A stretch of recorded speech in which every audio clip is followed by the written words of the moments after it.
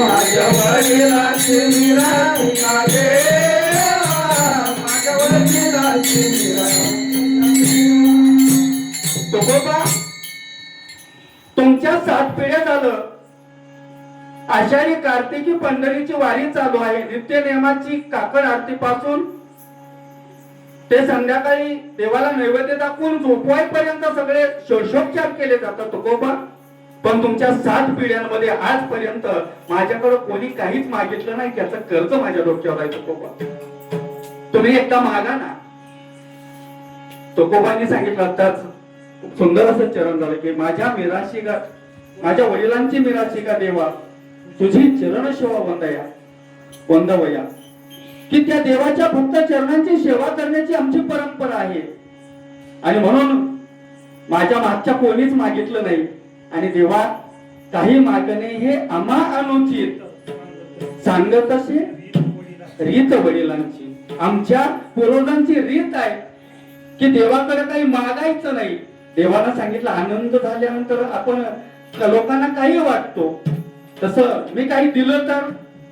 आणि मग तू कोबर आहे त्या देवाला सांगतात, हे देवा, एकतर आमच्या कुळाची परंपराच आम्हाला मागायला अधिकार देत नाही, पण आता तू म्हणतोच आहे, तू आग्रह धरतो आहे, तर मग माझ्या जीवनामध्ये मला द्यायचंच असेल तर काय दे, हे तुकोबर या ठिकाणी पहिल्या अभंगाच्या पहिल्या चरणावर.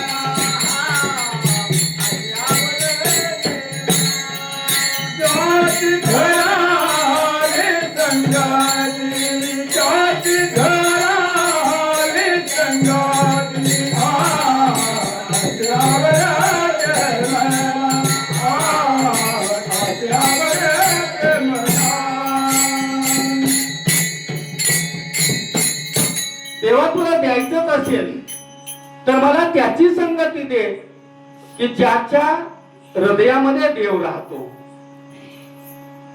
इथं एक छोटासा प्रश्न आहे.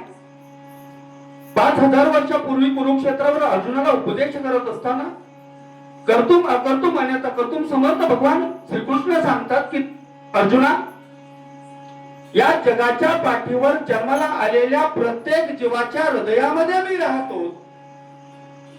जैसा हृदयामध्ये मी रामू, असता सर्व सुखाचा आरामू, की भ्रांतीशी या कामू विषयांवरी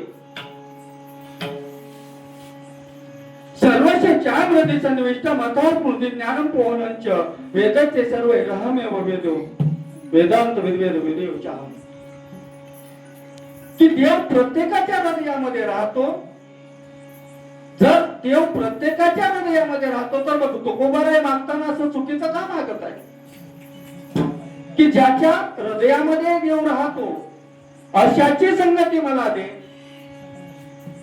याचा अर्थ असा आहे, देव जरी प्रत्येकाच्या हृदयामध्ये राहत असला तरी तो ज्याला कळला त्यालाच त्याचा भाव उमदेल. आणि म्हणून ज्यानं आपल्या आतमध्ये असणाऱ्या देवाला जाणून घेतलं अशा भक्ताची संगती माझ्या जीवनामध्ये मला तू दे. पण देवा, खरं सांगू का, ही देखील माझ्या मनामध्ये वासनाच निर्माण झाली आहे, जी प्रत्येक जड जीवाच्या जन्माचं कारण असते. जन्म घेणे लागे वासनेच्या संगे, तेच झाली अंगे हरिरूप. ती वासना प्रत्येक जीवाच्या जन्माला कारण बनते आणि अशी वासना माझ्या मनात निर्माण झाली. पण देवा, ही विषयांची वासना नाही. विषय सुखीचे सुख ते सांदेतची जाण दुःख, तरी काय करते मूर्ख नशेविता नसरे. ज्ञानोबा नाही सांगतात की अंतःकरणामध्ये अशी वासना निर्माण व्हावी की जिनं देवाला प्राप्त करून घ्यावं. आणि अशाच गोष्टींमध्ये आपल्या मनाला आवड लागावी. आता मन किती महत्वाची गोष्ट आहे अध्यात्मामध्ये. आज लाखो वारकरी पंढरपूरच्या दिशेनं चालले आहेत. काही माघारी फिरले, काही एखादं सुरू व्हायच्या आधी घरी आले, काही आणखी रस्त्यानं चालतायत. आम्ही घरून निघालो, वारीत जाताना घरातून बाहेर पडलो, शिवावर गेलो की फोन करतो, हॅलो आभाळ आले गावाकडे, मागं पाऊस आहे का? याचा अर्थ आमची वारी फक्त शरीराची होते, मनाची नाही. आणि ज्या कामामध्ये मन नसतं त्या कामाचं फळ या जन्मात नाही, जन्मांतराच्या शेवटी देखील मिळत नाही.